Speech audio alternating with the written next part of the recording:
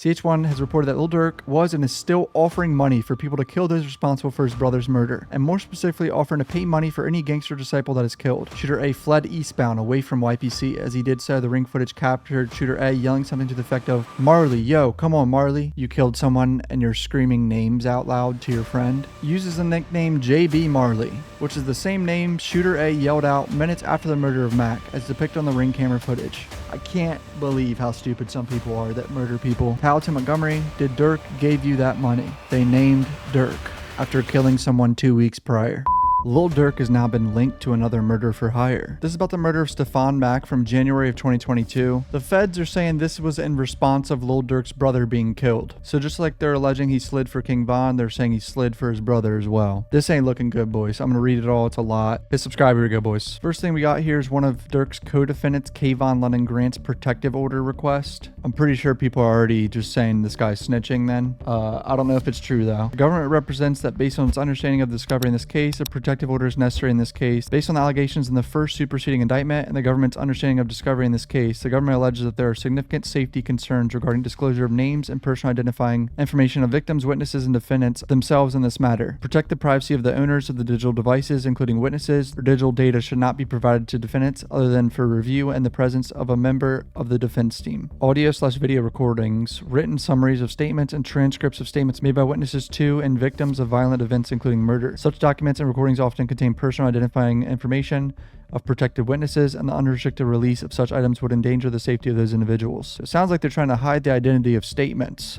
Right? That's basically what this is. Audio/video recordings, written summaries of statements, and transcripts of any statements made by defendants to law enforcement. This is not looking good. This guy might be snitching. I don't know though. Such documents recording will reveal if any defendants have spoken to law enforcement at any time and will endanger those defendants' safety. So filing this in general endanger safety, in my opinion, right? Surveillance video of the violent events to protect the legitimate privacy interests of the victims and prevent the use of such items for intimidation purposes. These should not be provided to defense other than for review in the presence of a member of a defense team. Federal Rule of Criminal Procedure 16D1 provides that at any time the court may, for good cause, deny, restrict, or defer discovery or inspection or grant other appropriate relief. Is appropriate where there is a reason to believe that a witness would be subject to physical or economic harm if his identity is revealed. Purpose of the protective order is to allow the government to comply with its discovery obligations while protecting the sensitive information from unauthorized dissemination and provide the defense with sufficient information to adequately represent defendant. Here's the court's response to protective order regarding discovery containing personal identifying information, medical information, Privacy Act information, and protected witness materials. The court is right and consider the government's motion. So why else would the United States Attorney be filing this for you if you weren't snitching, trying to hide statements and shit? Clearly, bro might be snitching, right? A protective order for the discovery is necessary so that the government can produce to the defense materials regarding protected witnesses and or whose safety may be endangered by disclosure of identifying information.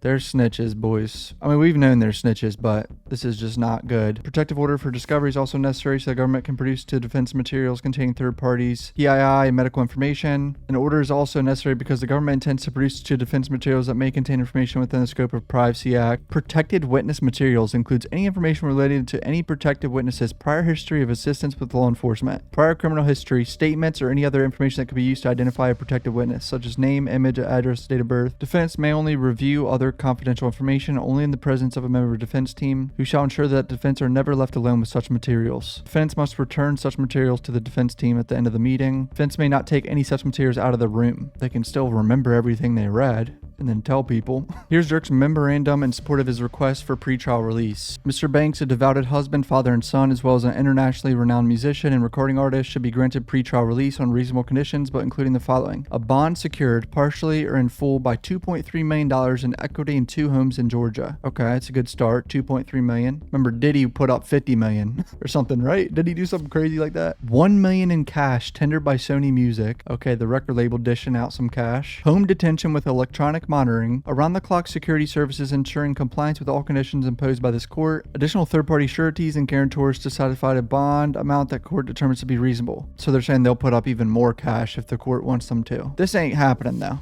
Promise you now. 100% not happening. And that's not even me being negative. That's just me being realistic. This is a Fed case. It's not happening. So here's the application for search warrant from 2023, right? For the other murder. I'm a special agent with FBI. I'm currently assigned to FBI's Chicago Homicide Task Force. This affidavit is made in support of an application for a search warrant for information associated with certain cell phone numbers. And they have the numbers right here. Subject phone 3, subject phone 4, 5. The FBI is investigating allegations that Anthony Montgomery, also known as Anthony Montgomery Wilson, and Preston Powell used facilities of interstate commerce with the intent that a murder for hire be committed in violation of Title 18, United States Code Sections 1958 and 2, that Montgomery, Powell, and others conspired to use facilities of interstate commerce with the intent that a murder for hire be committed. Specifically, the FBI is investigating the allegations that Montgomery and Powell murdered Stefan Mack on January 27, 2022. Mack was shot and killed by 2 assailants while leaving the Youth Peace Center of Roseland. 2 assailants exited from a parked stolen car and began firing at Mack as Mack walked across the parking lot. As the 2 assailants were driving the parking lot, Powell, using subject phone 3, exchanged several phone calls with the user on subject phone 4. Law enforcement believes that subject phone 4 is typically used by co-conspirator A, but for reasons set forth below, may have been used by co-conspirator B. Co-conspirator B and A are brothers at the time of the exchange of calls between subject phone 3 and 4. The 2 assailants abandoned the stolen car at the scene in the parking lot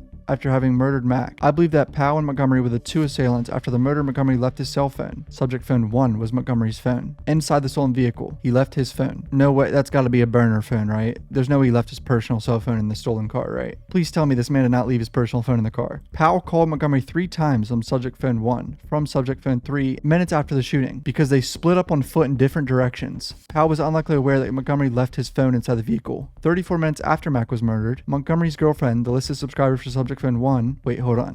So this guy's cooked. He really did leave a personal cell phone in the car that was linked to his girlfriend. This guy's cooked. What was he thinking? Called AT&T to report subject 1 as a stolen phone. Oh my God, this guy ran to his girlfriend's house, realized he left the phone there in the car, and told her to report it stolen, right? That's what this means. Approximately 3 minutes before contacting AT&T to report the phone stolen, Montgomery's girlfriend was contacted by subject phone 5. Okay, so someone called her before she reported it. 5 days after he abandoned subject phone 1 in the car, he obtained a new cell phone, subject phone 2. Montgomery used subject phone 2 to communicate with Powell, using what I believe is coded language to discuss when Montgomery was going to receive the payment for having murdered Mack. Oh no. Please tell me they don't name Durk in this. In February 22, law enforcement seized subject phone 2 from Montgomery and sent it to his arrest in an unrelated case. There's probable cause to believe that the location of subject phone 1 and subject phone 3 and subject phone 4 at the time of the murder will lead to evidence of the subject offenses, and that location of subject 5 in the period of time after the murder will lead to evidence of subject offenses. Because this affidavit is being submitted for the limited purpose of search warrant, I've not included each and every fact known to me concerning this investigation. I've set forth facts I believe are sufficient to establish probable cause to search the information. Bro's like, I'm withholding evidence.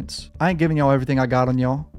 These boys might be cooked. Bro left his fucking phone in the car after killing someone. How brain dead. Background: the Smashville Gangster Disciples and the Mike City Black Disciples. They spoke with Chicago Police Department to help with all this. Gangster Disciples are commonly referred to as GDs. So majority of people watching this already know the backstory about a lot of this, and Black Disciples are commonly referred to as BDs. According to Smashville Member 1, the Smashville GD control territory in the vicinity of 83rd and 87th Street and Ashland Avenue to Damon Avenue. Smashville GDs have been in a deadly conflict with neighboring Killa Ward GDs and other neighboring gangs that operate and commit violence in the city of Chicago, including neighboring sets of the Black Disciples. Ballistics report revealed that a firearm recovered from a known Smashville member matched shell casings recovered from Mike City Black Disciple territory in Chicago on or about December 24th, 2016. These motherfuckers doing shit on Christmas Eve. CH1, Mike City, is a faction of Black Disciples that controls territory and operates in the area of South 85th Street and South 87th Street. Background on the victim, Stefan Mack. According to Smashville Member 2, at the time of his death, Mack was suspected leader of Smashville GDs. Wow, bro was a leader? That's crazy. So Stefan Mack had a previous case. He was sentenced to 24 months imprisonment, followed by a 3-year term of supervised release in December 2019. In October 2020, he violated his supervised release. He was arrested, sentenced to 11 months, released back on September 3rd, 2021. Mack was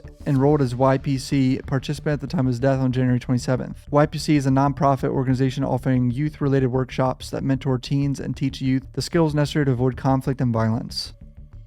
They murdered this guy outside of that place, bro. That is so fucked. That's really sad, actually. Someone had to have given them information he was going to this place. Montgomery is a Mike City Black Disciple from Southside Chicago. Montgomery, circled in red on the left, has been pictured with recording artist Lil Durk, circled in red on the right, who is also a Black Disciple from Southside Chicago. So there's Montgomery and there's Durk. According to CH1, the leader of Mike City. So this CH1 is clearly a snitch, right? CH1 is an FBI confidential human source with an extensive knowledge of gang activity on the south side of Chicago. CH1 has worked with the FBI for over 5 years and has been paid approximately 12 grand. What? CH1 has provided accurate and reliable information on numerous violent acts conducted by gang members. It has been verified by law enforcement and has been used to prosecute individuals in Northern District of Illinois. CH1 is a former gang member and has one misdemeanor carry possessed firearm conviction. So CH1 is the snitches of all snitches. Holy fuck. According to CH1, the leader of Mike City has ties to rapper Lil Durk and has been in rap videos with Lil Durk. Why are they blurring him in the music video? Like people can't just go look it up in the music video and find his face. Powell has spent time living at South Carpenter Street, which is located in Mike City, BD territory. Powell was a victim of simple battery that occurred April 27, 2010. Holy fuck. Powell was a victim of simple battery that occurred on September 7, 2011. According to CH1, Risky Road is located in the area of Redacted East 104th Street and is made up of 4 corner hustlers and other groups. According to CH1, Risky Road has ties to other sets due to ranking members of each having historical relationships. Background on Lil Durk, oh boy. Famous rapper from Southside Chicago. According to CH1, conversation with CPD gang officers who are familiar with Black Disciples, social media postings, public source research, and a review of Lil Durk's lyrics. Lil Durk is a member of Lamron faction of Black Disciples. According to CPD records, Lil Durk's brother, Dante Banks Jr., aka D-Thang, was shot and killed outside a nightclub in Harvey, Illinois in June 2021. So they're saying this was in retaliation. CH1 has reported that Lil Durk was and is still offering money for people to kill those responsible for his brother's murder, and more specifically offering to pay money for any gangster disciple that is killed. Holy shit. CH1 just telling the feds everything, boys. CH1 has also indicated that D-Thang was killed by members of Dump Street. Dump Street is a GD faction of the south side of Chicago. Dump Street member Individual A was a close associate of Mac. Oh. Individual A is currently in pretrial custody for allegedly having committed a double murder that took place in Country Club Hills, Illinois. So this guy's already in jail for another murder. Mac arrived at YPC at approximately 12:07 p.m. on January 27, 2022. At approximately 2:22 p.m., while Mac was still inside YPC, a 2014 black Chrysler sedan with tinted windows carrying the shooters drove into YPC's parking lot. The Chrysler was initially parked on the east side of the parking lot facing YPC. At 2:25, Chrysler moved to the west side of the lot facing eastward. The shooters remained in the Chrysler for approximately 40 minutes.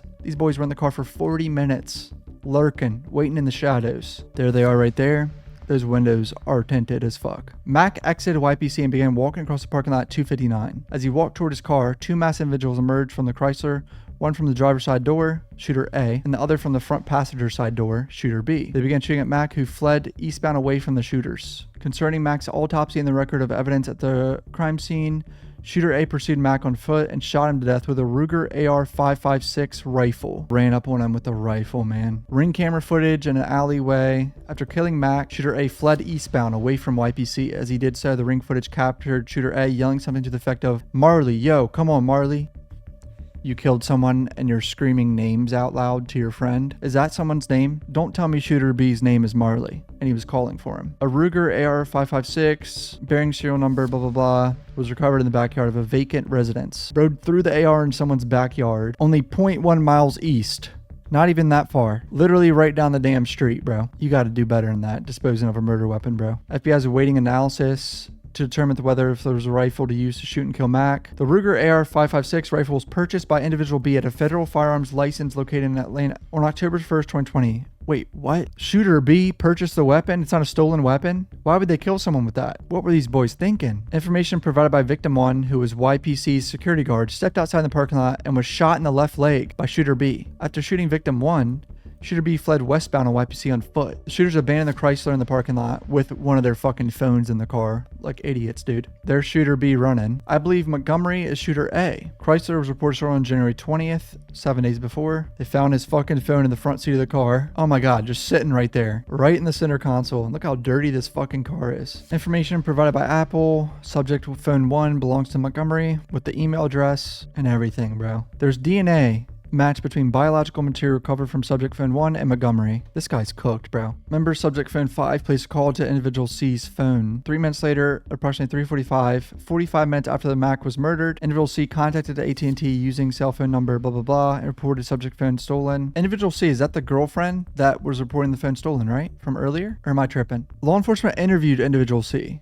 Oh no. Identified herself as Montgomery's girlfriend. Okay, I wasn't tripping. Verified her phone number and had been her telephone number for years. She related that AJ, a nickname for Montgomery, is a criminal and a felon. She related that she knows AJ has been convicted of a felony before unlawful use of a weapons. She's never been present for any of Montgomery's arrests. And they have her on camera walking into a Walgreens and then walking out and going into the stolen vehicle. Clearly she was with her boyfriend who was driving it, the stolen vehicle of a car that murdered someone. These people are fucking cooked. Identified herself as a woman in surveillance footage footage from Walgreens and Jimmy's Burgers. Individual C stated that individual X drove individual C to Walgreens and Jimmy Burgers. They found her Facebook. Shows a picture of her with Montgomery. Preston Powell is shooter B, he believes. Plastic cup with Rise and Grind written on it. Rise and Grind, let's go fucking kill someone. Was recovered in the front seat of a Chrysler, where shooter B was located. And they found his fingerprints on the cup. He's cooked. And there it is. Uses the nickname JB Marley, which is the same name shooter A yelled out minutes after the murder of Mac, as depicted on the ring camera footage. I can't believe how stupid some people are that murder people.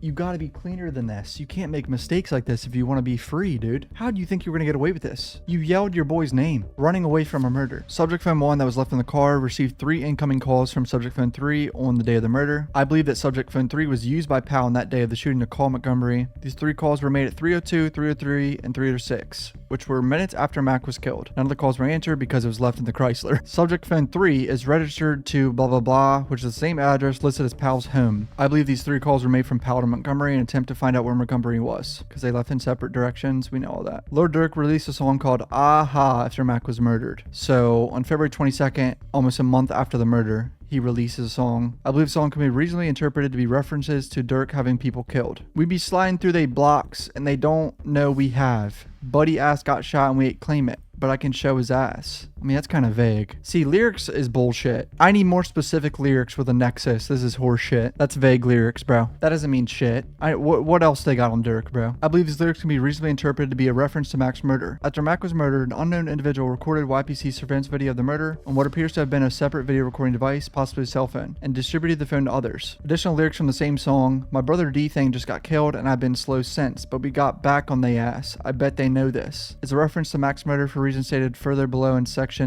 describing law enforcement's review of jail calls and social media posts. So here's where things get dicey, boys. Montgomery and Powell have been... My cat is sitting on me, by the way, and she's so fucking fat. She's 15 pounds. I want to kill myself. On February 19, 2022, Montgomery was arrested by Illinois State Police after fleeing from a stolen vehicle. The phone he had on him revealed the device used cell phone number and was activated after the killing. They discovered a series of texts. Oh no, man. Here we go. Between Montgomery and Powell, the 2 shooters, boys. So this is like 2 weeks after the murder. From Powell to Montgomery. What's up with OTF? Montgomery to Powell. Nothing. Powell to Montgomery again. What do you mean they not paying? Montgomery to Powell. We wait and he comes up here on the 17th. Powell to Montgomery. Stand on that. Why you with Durk and them? Powell to Montgomery. Did Durk gave you that money? Not a good look. They named Durk after killing someone 2 weeks prior, wondering where the money is. Is that all the evidence they have on him? I wonder, they probably have more. This exchange of messages 14 days after Mac was murdered, when the user of Powell phone 2 asked his user of subject phone 2, what's up with OTF? These 2 were discussing Lil Durk and his affiliates. Well, fucking clearly. Lil Durk's record label is OTF. Subject phone 2 and Powell exchanged nothing. What do you mean they not paying? Subject phone 2 was indicating they had not been paid when user of subject phone 2 wrote nothing, prompting user of Powell phone 2 to question whether there was an issue with them being paid for Mac's murder. This is just not good for Durk, boys. We wait and he come up here on the 17th. He was indicating that he was waiting for Durk to come into town on February 17th. Paid them for having murdered Mac. Stand on that. Why you with Durk and them? The user of Powell phone 2 was user of subject phone 2 who insists on getting paid when he saw Durk on the 17th. The next day when the user of Powell phone 2 wrote, did Durk give you that money? Fucking obviously he's confirming if he got the money. Yeah, whatever. Review the Facebook page for user with public display name. Redacted. I know that Lil Durk was interviewed on blank podcast February 22nd. On February 18th, the user of Facebook page displayed name made the following post claiming to have been in an interview with Lil Durk. Based on my review of the music video, the video appears to have been filmed in Chicago. On May 5th, 2022, a former employee 1 of YPC, was interviewed by law enforcement. Employee 1 said he was present at YPC when Mac was murdered. He recalled 2 participants who were present at YPC, but should not have been there. And what did I say? I knew someone gave someone information that he was there. According to Employee 1, the participants, co-conspirator A and B, were former participants at YPC, but were kicked out approximately 6 months before they were too high risk. They were brothers and were members of gang Risky Road. Co-conspirator A leaving in an Uber prior to Mac being murdered, but co-conspirator B was at YPC when Mac was murdered. B left immediately after the shooting, before law enforcement arrived. These are definitely the guys that gave up that boy's location, man. Employee 1 identified B and CPD dash cam footage, exiting YPC after law enforcement arrived at the scene. Employee 2 told law enforcement employee 2 drove conspirator B and approximately 3 other YPC participants home after the shooting. Employee 1 stated to law enforcement that he heard that after Mac was murdered, there was anywhere from $50,000 to $500,000 being offered for someone to kill Mac. $50,000 to $500,000 being offered to kill him. So that's what they're going to say is how much Durk was willing to pay. So co-conspirator A's phone, subject 4, and co-conspirator B's phone, there were 7 calls and an attempted call between subject 3 and the phone number used by Powell on the day of their murder. And there it is. They were communicating with Powell. That's how they got the location of him. 7 different calls right here before the murder. Montgomery was flexing on Facebook. Picture of him holding up money with Lil Durk's song playing in the background. This is just, it keeps connecting Durk to it, bro. Literally the guy that just murdered someone, allegedly, being paid for it by Durk, putting Durk's song on an Instagram post with the money. But he wasn't paid for it yet here then anyway, but either way, it's bad. Montgomery made the above Facebook post to brag and take credit for the murder of Mac, playing Lil Durk's music and hold a large amount of cash to bring the fact that he was paid by Durk to kill Mac. And of course, jail calls, they're self-snitching. What did Montgomery say on the jail call, bro? On February 1st, 2022, individual I stated to unknown individual in summary, the individual I heard Lil Durk said that's for D-Thing. Individual I then said, he woofing like Tay-Town and that's for D-Thing. Then check in, bitch. That shit ain't free. I believe individual I is referring to Mac homicide. Individual I is saying Mac was killed for D-Thing. And then Lil Durk needs to pay out because it wasn't done for free. This is not fucking good, man. Every time I read it gets worse. Individual I to an unknown individual on January 31st stated that they need to create a song and add Snowman to it. Call his dumbass in the snow. Now his dumbass stretched. Clearly Mac was murdered in the snow. This is just insane, bro. And talking about the cell towers, their phones were probably in the general area of the murder. Shout out Durk's imaginary manager on Twitter for these documents, by the way. Request for pretrial release denied. And shout out I'm Not a Lawyer for reporting this as well. Told you guys. This all happened while I was recording because I just recorded for an hour and 25 minutes reading all this shit. Now my eyes hurt. So yeah, this is not looking good for Durk. Comment down below what you guys think. Hit subscribe. I love you guys. Peace out.